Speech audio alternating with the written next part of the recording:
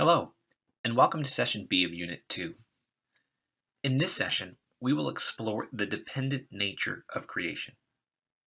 In our last unit, we started by investigating the unique way in which God created. We looked at the important Hebrew word bara. We discovered that God alone creates, and that the vast majority of his creation was done with the use of divine speech. Today, we're going to look at what logically follows from the idea that God alone creates. So in front of you is our main teaching idea for this session. Creation exists because God sustains it. Therefore, creation is wholly dependent on God. Now, let's begin our discussion today by considering two more important Hebrew words found in the creation account of Genesis 1 and 2. The first word is the Hebrew word kala, and it's found in Genesis chapter 2, verse 2. And on the seventh day, God finished his work that he had done, and he rested on the seventh day from all his work that he had done. Kala is the word translated complete or finished in this verse. This word, like bara, is important in that it communicates something critical to us about creation. God's act of creation is kala. It is finished. So this word communicates to us the completion of an activity. When we read that God finished his work that he had done, we should understand then that all God intended to do, all that God intended to create, has in fact been created. Now, in the same passage, we find the second Hebrew word on which we will focus today. It's the word sabbat. Sabbat is the Hebrew word rested. We see this word also utilized in Genesis chapter 2, verse 2. Now, theologian Kenneth Matthews explains the meaning of this word well when he says, the verb rested means the cessation of creative activity. It has this same sense in its only other occurrence in Genesis, where God promises the post-diluvian world that the times and seasons will never cease. Elsewhere, we find that God rested, but here the passage speaks of the absence of work. Therefore, he abstained from work. Now that we have looked at both the word finished or complete, kala, and the word rested, sabbat, let's consider how these two Hebrew words help explain the meaning of each other. In order to do this, let's take a slightly broader view of the beginning of Genesis 2 and read verses 1 through 3. Thus the heavens and the earth were finished, and all the host of them. And on the seventh day God finished his work that he had done, and he rested on the seventh day from all his work that he had done. So God blessed the seventh day, and he made it holy, because on it God rested from all his work that he had done in creation. So it's important for us to ask the simple question, why did God stop the work of creation? Why did he rest? Was he tired? Was he uninspired? What is the nature of his decision to cease his creative activity? Kala helps us understand that the reason God rested was because he had accomplished all that he had intended to do. In so doing, we see that God was not tired, bored, or uninspired. Rather, he finished all that he had set out to accomplish. So we can confidently state that the Bible reveals to us that God's act of creation is complete. The idea God had in his mind was perfectly brought to bear in creation order.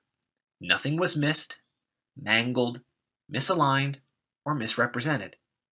And this should be a comforting thought to you and me. Now that we've established that God fully completed his act of creation, we need to turn our attention to his continued involvement within creation. There are many passages that discuss God's continued relationship with creation, some of which are focused broadly on God's involvement, others of which are more focused. Let's take a look first at the fact that, broadly speaking, all creation is dependent on God. The passage in front of us comes from Colossians chapter 1. There in verses 16 and 17, we read, "For by him all things were created, heaven and earth, visible and invisible, whether thrones or dominions or rulers or authorities. All things were created through him and for him. And he is before all things, and in him all things hold together." Stop for just a moment and consider the massive gravity of this text. Now, this text is directly addressing the role of Christ in creation, but it speaks also to the absolute dependency of creation upon its creator. We've already looked at the role of the Trinitarian God in creation, so we do not need to repeat ourselves here. However, let's understand a few things that are going on in this passage. First, there are three phrases used to describe the relationship between Christ and creation: by him, through him, and for him. Each one of these phrases helps us understand the relationship uniquely. The first phrase, literally translated "in him," conveys the idea that creation was Christ's idea. He detailed the plan given to him by the Father for creation. Creation rests fully in Christ's sphere of influence. The second phrase, "through him," simply means that Jesus was the effective agent of creation. As we mentioned in our last lesson, without Jesus, creation would not exist. Finally, we have the phrase "for him," which helps us understand that all of creation exists to bring Jesus glory. It is the work of an artist which brings the artist, not the art, praise. Also notice in this passage that heaven, earth, things visible, and finally things invisible are noted as being created by Christ. This means that everything, whether physically tangible or created yet immaterial, has indeed been created by Christ. So nothing that has been created was created outside the creative and dependent sphere of Christ. He has done it all. Now consider the words of verse 17. Of this passage, theologian Richard Mellick states, "The work of creation included the continual sustaining of what was created." Looking to the present, ongoing routine of creation, therefore, Paul stated that Jesus keeps things in order. The Creator has not forgotten the creation. He daily maintains a balance in the universe. All creation, everything, is dependent on God. Creation is not in any way independent of, a part of, or equal to God. From creation in general, then, let us also focus in on the fact that the Bible speaks to the reality that specific parts of creation are also dependent on God. So in Hebrews chapter 1, verse 3, we read about the fact that it is God who upholds inanimate creation. There we read, "He is the radiance of the glory of God, in the exact imprint of his nature, and he upholds the universe by the word of his power. After making purification for sins, he sat down at the right hand of the Majesty on high." Notice here that all non-living creation is dependent on God in order to be sustained. We see that in the phrase, "He upholds the universe by the word of his power." In Job chapter 12, verse 10, we read that the animal kingdom is dependent on God as well. In Job 12:10 we read, "In his hand is the life of every living thing and the breath of all mankind." Now, because we see a contrast between every living thing and mankind, we can assert that it is all living things save mankind that are referenced in the first phrase. All creatures are dependent on God for their continued existence. Of course, humanity is also dependent on God. We see that in Job 12:10, but we also see this in Acts 17, verses 25 and 28. There we read, "Nor is God served by human hands, as though he needed anything, since he himself gives to all mankind life and breath and everything. For in him we live and move and have our being." Here's a wonderful portion of the sermon Paul preaches at the Areopagus. Human beings exist expressly because of God's sustaining power. So, creation in general and inanimate creation, the animal kingdom, and humanity specifically are all dependent on God for existence. Without God, nothing would exist.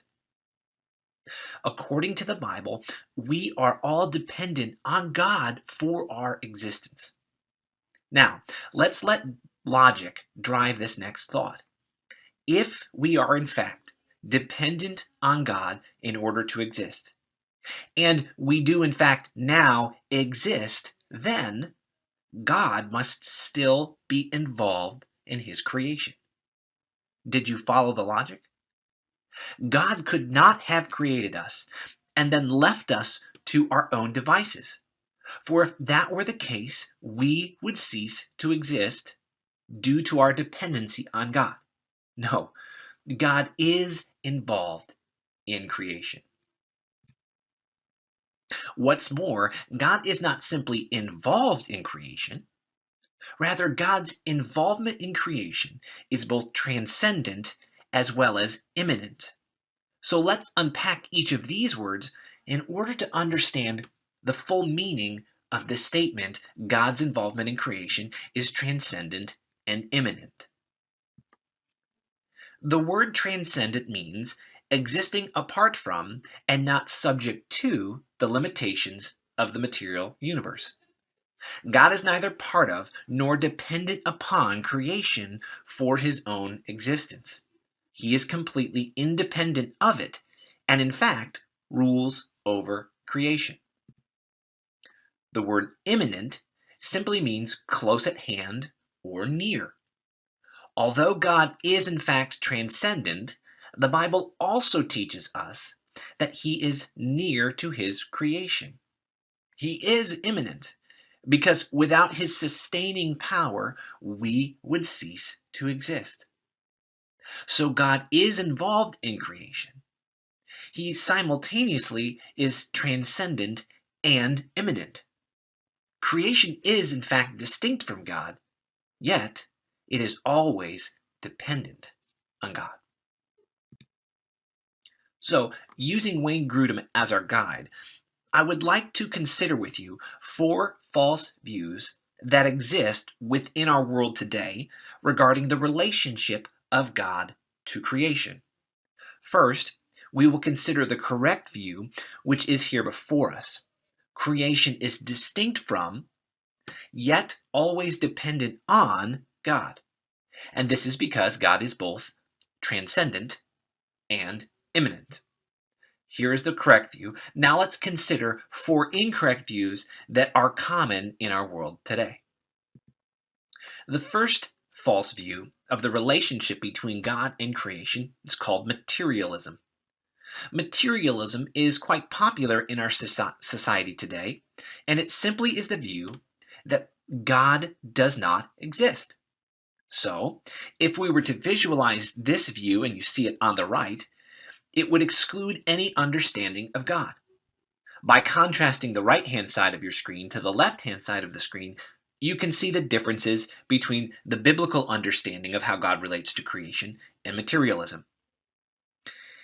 Basically, what we see is that in this view, there is no God. Therefore, the chief goal of people who hold this view is to acquire more and more material goods. Materialism.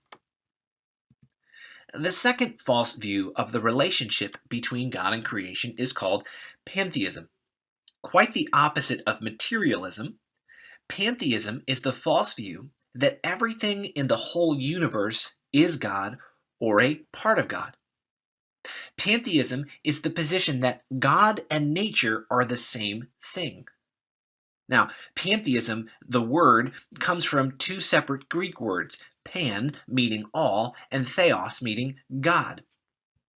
So it would teach that all the stars, all the galaxies, all the planets, all the mountains, even the wind and the rain, all of these things are one and the same, part of what God is.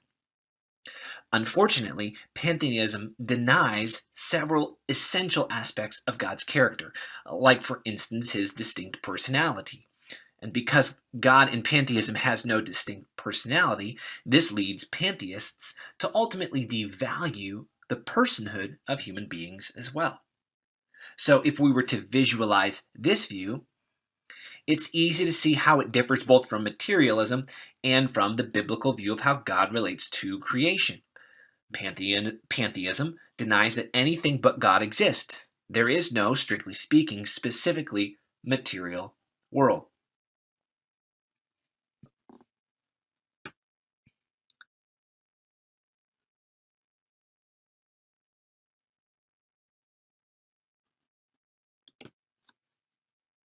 The third false view of the relationship between God and creation is called dualism.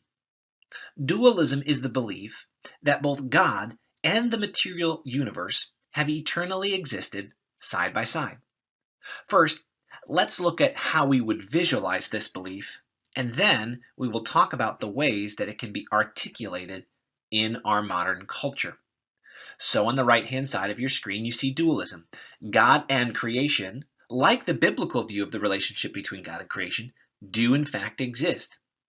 However, you'll see that their relationship is significantly different. In dualism, on the right-hand side, we see that God and creation exist in parallel reality. They've always existed together and they are equal. Whereas on the left-hand side of your screen, where we see the traditional biblical understanding of the relationship between God and creation, we see that God relates to creation in a unique and specific way. So, dualism would show that God and the material universe exist side by side and are thus equal and contrasting realities. So what is dualism really? Well, dualism is the belief that two things exist side by side. And dualism is popular among our modern generation because it contains the idea of eternal struggle. The struggle is between good and evil. It's between light and dark. It's between God and Satan. Any of these will really do. You see, dualism pits two realities into an eternal struggle for victory. The problem with this view is that it does not take into consideration the lordship of God over creation. As we have read earlier, the whole created world, earth and heaven, visible and invisible, are dependent on God for their existence. It does not logically. The fourth false view of the relationship between God and creation is called deism. Deism holds that God created the universe, but then, because he is ultimately so transcendent, left creation to its own devices. This view believes that God is, if you will, the divine clockmaker who created the world, that is, he wound the clock, and then left it to run on its own. He is not involved in creation at all. Some deists would hold that at the very end God will judge creation, but he is certainly not involved in any imminent way within creation. Deists have, in fact, offered their own definition, which states this: Deism is the recognition of a universal creative force, greater than that demonstrated by mankind, supported by personal observation of laws and designs in nature and universe, perpetuated and validated by the innate ability of human reason, coupled with the rejection of claims made by individuals and organized religions of having received special divine revelation. So, if we were to visualize this false relationship between God and creation, it would look like this. God and creation are completely separate. And so you see on the right-hand side of your screen, God and creation exist, like the biblical view, which we see on the left. However, there is no relationship between the two, which is where the two clearly differ. So in this slide, we will review the 4 false views of the relationship between God and creation, and why they ultimately fail to meet the standard set out within the Bible. First, we have materialism. The reason it ultimately fails is because God is subsumed within creation. The view ultimately rejects the transcendence of God, the distinction of creation from God, and the dependency of creation on God. Next, we have pantheism. This view fails because creation is ultimately subsumed into God. This view rejects the distinction of creation from God, as well as God's transcendence. Next, we have dualism. This view fails because it in essence equates God and creation. This view rejects God's transcendence as well as the dependency of creation on God. Finally, we have deism. Deism fails because it completely separates God from creation. This view rejects the immanent nature of God as he relates to creation, as well as the dependency of creation on God. So, to review, our main teaching point in this lesson was that creation exists because God sustains it. Therefore, creation is wholly dependent on God. As we close this lesson, consider this reality. We exist because God is involved in our lives. We live and move and have our being expressly because God desires for us to exist. God thinks about us so much more than we believe. I'm reminded of what the psalmist says in Psalm 139, and I think it would be appropriate to conclude our time in this unit by contemplating these words. As I read from the scriptures, close your eyes and consider how involved God is in our existence. O Lord, you have searched me and know me. You know when I sit down and when I rise up. You discern my thoughts from afar. You search out my path and my lying down and are acquainted with all of my ways. Even before a word is on my tongue, behold, O Lord, you know it altogether. You hem me in, behind and before, and lay your hand upon me. Such knowledge is too wonderful for me. It is high, I cannot attain it. Where shall I go from your spirit, or where shall I flee from your presence? If I ascend to heaven, you are there. If I make my bed in Sheol, you are there. If I take the wings of the morning and dwell in the uttermost parts of the sea, even there your hand shall lead me, and your right hand shall hold me. If I say, surely the darkness shall cover me, and the light about me be night, even the darkness is not dark to you. The night is as bright as day, for darkness is as light with you. For you formed my inward parts. You knitted me together in my mother's womb. I praise you, for I am fearfully and wonderfully made. Wonderful are your works. My soul knows it very well. My frame was not hidden from you when I was being made in secret, intricately woven in the depths of the earth. Your eyes saw my unformed substance. In your book were written every one of them, the days that were formed for me, when as yet was none of them. How precious to me are your thoughts, O God! How vast is the sum of them! If I could count them, they are more than the sand. I awake, and I am still with you. Oh, that you would slay the wicked, O God. O men of blood, depart from me. They speak against you with malicious intent. Your enemies take your name in vain. Do I not hate those who hate you, O Lord? And do I not loathe those who rise up against you? I hate them with complete hatred. I count them my enemies. Search me, O God, and know my heart. Try me and know my thoughts, and see if there be any grievous way in me, and lead me in the way everlasting. Creation exists because God sustains it. Therefore, creation is wholly dependent on God.